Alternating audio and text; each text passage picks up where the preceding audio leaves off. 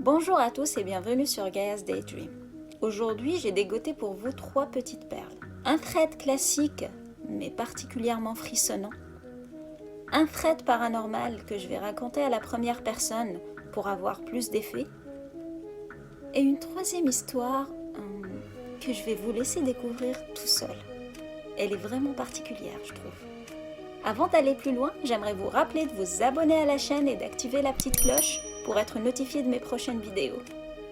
Maintenant, installez-vous très bien dans votre canapé, prenez votre petit chocolat chaud, mettez vos écouteurs, éteignez la lumière et suivez-moi dans un nouvel épisode horrifique.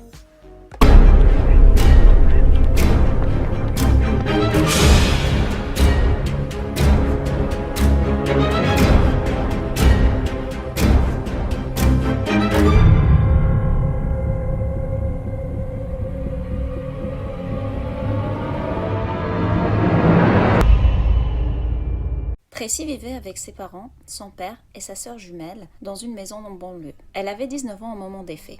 Comme sa mère, Tracy adorait le mannequinat et faisait régulièrement des shootings photos. Un jour, sur le chemin vers le studio, elle a remarqué un van blanc qui semblait la suivre. Il changeait de ligne, restait derrière, mais toujours très proche. Arrivée au studio, elle s'est garée dans le parking et a remarqué que le van continuait à rouler, mais qu'il avait vraiment ralenti. Tracy est entrée dans le studio et y a passé quasiment toute la journée. Une fois son travail terminé, il faisait déjà nuit noire. En se dirigeant vers sa voiture, elle n'arrêtait pas de regarder autour d'elle comme son père lui avait appris. Le père de Tracy avait donné à ses 2 filles un tournevis de 7 cm environ pour qu'elles le gardent comme moyen de défense quand elles sont seules. Mais Tracy rigolait toujours en lui disant qu'elle l'utiliserait sûrement quand elle verrait une porte dévissée sur sa route, mais elle le gardait sur elle pour faire plaisir à son père. Quand elle avait presque atteint sa voiture, elle a senti une pointe aiguisée sur le blouson qu'elle portait. Un homme l'a alors violemment fait se retourner sur elle-même et sa tête a violemment heurté le ciment lorsque celui-ci l'a poussée au sol. L'homme l'a alors relevée en l'agrippant par l'encolure de son blouson et lui a dit « Mon Dieu, tu es encore plus belle de plus près ». Tracy ne pouvait voir de son ravisseur que ses yeux et son nez. Elle a bien essayé de se défaire de son emprise et de crier, mais l'homme lui a couvert la bouche par sa main et a commencé à la traîner vers son van blanc qui était garé un peu plus loin sur le parking. Heureusement, Tracy ne s'est pas désistée. Elle a continué à se débattre. Elle essayait de lui donner des coups de coude au niveau du flanc. C'était une battante quand elle le voulait. Elle suivait des cours de self-défense et parfois elle pratiquait avec son frère à la maison. La sentant se débattre, son ravisseur l'a violemment attirée contre lui et lui a chuchoté à l'oreille « Je pense que nous allons bien nous amuser ce soir ». Dans un geste désespéré, Tracy a levé frénétiquement son genou et l'a frappé entre les jambes. Pas une, mais 2 fois, en hurlant à plein poumon. Ensuite, elle lui a enfoncé 2 doigts dans les yeux comme elle avait appris durant ses cours de self-défense. L'homme l'a alors lâchée sous l'emprise de la douleur. Elle a alors pris son sac à main, qui était toujours lourd avec les tonnes d'affaires qu'elle trimballait partout avec elle, et l'a frappé de toutes ses forces contre la tête de l'homme, qui était maintenant à terre. Ensuite, avec toute l'adrénaline qui lui était montée, elle a sprinté vers les portes du studio. Elle y est entrée et s'y est enfermée, avant d'appeler la police et son père. La police n'a pas tardé à arriver. Et Tracy, encore tremblante et sous le choc des émotions, leur a raconté ce qu'elle venait de vivre. Elle leur a décrit cet homme, son van, et leur a même donné le numéro d'immatriculation qu'elle avait réussi à mémoriser plus tôt dans la journée. En voyant son père et son frère, Tracy a accouru dans leurs bras. À un moment, elle pensait ne plus jamais revoir sa famille. Malheureusement, l'histoire ne s'arrête pas là.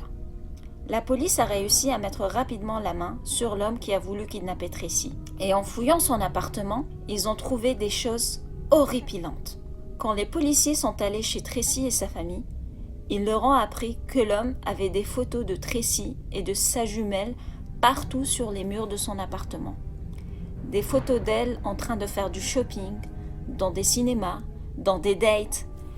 Le gars tenait même des albums photos. Il y avait des zooms sur leurs jambes quand elles portaient des shorts ou des jupes. Encore pire, il y avait des photos prises de l'extérieur de la maison la nuit, montrant les jumelles avec leur famille en train de dîner ou regardant la télé ou encore en train de s'habiller. Il avait également pris plusieurs photos de la mère de Tracy, pensant qu'elle était sa grande sœur. Le gars avait même un notebook où il avait inscrit tous les magasins et les restaurants que les filles visitaient, l'adresse du studio et même leurs noms ainsi que ceux de tous les membres de leur famille. À la fin, le détective a dit à Tracy qu'elle était vraiment chanceuse car elle avait pu s'échapper et éviter de se faire kidnapper, car c'était ce que son stalker voulait. Il lui dit que cet homme était probablement à son premier essai et qu'il avait commis beaucoup d'erreurs qui lui avaient donné ses chances de survie. Cet individu avait apparemment développé une obsession pour Tracy, et s'il avait réussi son coup, il aurait sans doute récidivé car il se sentirait plus fort et plus courageux. Et la sœur de Tracy serait la prochaine sur sa liste. L'homme va rester en prison pendant très longtemps, mais Tracy n'a plus jamais été la même. Maintenant, elle évite de porter des shorts et des jupes courtes, même chez elle. Elle ferme toujours ses rideaux et vérifie que toutes les portes de la maison sont fermées à clé quand elle rentre. Et surtout, elle ne veut plus rester toute seule, de jour comme de nuit. Bonjour, je m'appelle Daniel. Je suis flic et j'ai vu énormément de choses durant ma carrière. Des choses qui feraient douter les gens de ma santé mentale. D'être dispatché pour pourchasser des ovnis, à répondre à des appels de fantômes, je suis passé par tous les cas de figure. Mais il y a un truc qui surplombe le lot. J'en ai encore des frissons quand je m'en rappelle. Je n'étais pas seul durant les événements. Plusieurs autres officiers et un agent du dispatch ont été témoins. Sinon, j'aurais probablement douté de ma propre santé mentale. Un soir, j'avais ramené un gars au poste de police pour violence domestique. Et comme il était un peu rude et violent, je me suis fait aider par 2 officiers pour le mettre en cellule. Donc j'étais en train de prendre des informations pour placer Monsieur Muscle en géole quand mes yeux se sont posés sur la cellule numéro 1. Il y avait un homme dedans. Cheveux courts, lunettes et t-shirt blanc. Il nous regardait. Je l'ai ignoré parce que je n'avais aucune envie qu'il commence à frapper contre les barreaux et à demander à utiliser le téléphone. J'ai fini par remplir le formulaire et j'ai escorté Monsieur Muscle jusqu'à sa cellule en passant devant la cellule numéro 1. Le gars se tenait juste debout dans sa cellule. Il n'a pas dit un mot et il n'a même pas bougé d'un cheveu. Une fois que nous avions fini, nous étions tous les 3 remontés au commissariat et faisions chacun ses choses. Quand quelque temps après, le sergent est venu me demander de vérifier toute la paperasse des prisonniers pour voir s'il y en a à transférer vers la prison du comté. J'ai pris les documents et je suis reparti vers les géoles pour compter les têtes. Ne soyez pas choqués, c'est le jargon. Cellule numéro 1. Vide. J'ai paniqué et j'ai reporté l'incident au sergent, qui a paniqué à son tour et a commencé à passer des coups de téléphone aux détectives pour savoir s'ils avaient déplacé un homme ou s'ils l'avaient libéré. Mais ils ont tous dit qu'ils n'étaient pas du tout allés du côté des géoles. J'ai alors revérifié l'ordinateur et les papiers d'admission, et le compte était précis. Il n'y avait personne qui avait été placé dans la cellule numéro 1. Nous sommes alors allés vérifier sur les caméras de surveillance au niveau du dispatch. Et nous avons revu les vidéos me montrant en train d'accompagner mon prisonnier. Le gars était là. Puis nous avons fait une avance rapide jusqu'au moment où nous quittions les géoles. Juste au moment où nous étions sortis, le gars dans la cellule 1 a disparu en un clin d'œil. À ce moment, nous étions tous pétrifiés de ce que nous venions de voir.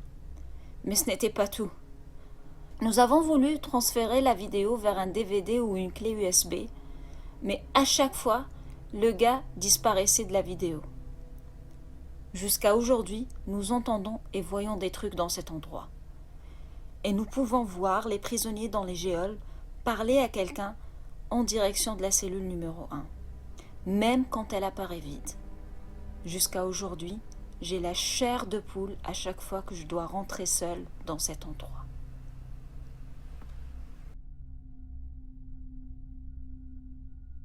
La 3e histoire nous est racontée par Dan.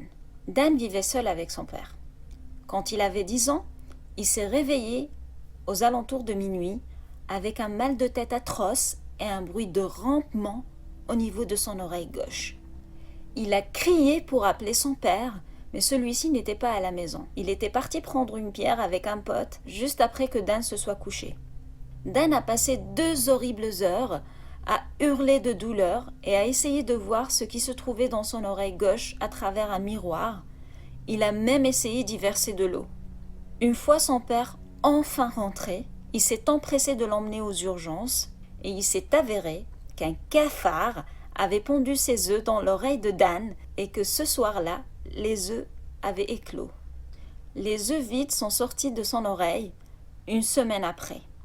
Mais pendant des années, Dan a continué à sortir des jambes de cafard de son oreille à chaque fois qu'il se les nettoyait avec des bâtonnets. Voilà, c'était tout pour aujourd'hui. J'espère que mes histoires vous ont bien fait frissonner. Autant vous dire que l'histoire du cafard dans l'oreille m'a plus fait peur que toute autre histoire de fantôme. Comme quoi, le danger ne vient pas toujours des maniaques ou des esprits. Mantra du jour, faites de la self-défense, ne restez seul nulle part et vérifiez bien qu'il n'y a pas de bestiole dans votre chambre avant de dormir. Si la vidéo vous a plu, n'hésitez pas à me lâcher un gros pouce bleu, à vous abonner à la chaîne et à me donner vos avis dans les commentaires. Ça me fera super plaisir. Vous pouvez également me suivre sur mon compte Instagram où je laisse régulièrement des indices sur mes prochains threads. Et vous pouvez bien sûr m'envoyer vos propres expériences flippantes sur mon courriel ou en DM sur Insta. Tous les liens sont dans la description. Sur ce, je vous dis à vendredi prochain pour un nouvel épisode horrifique.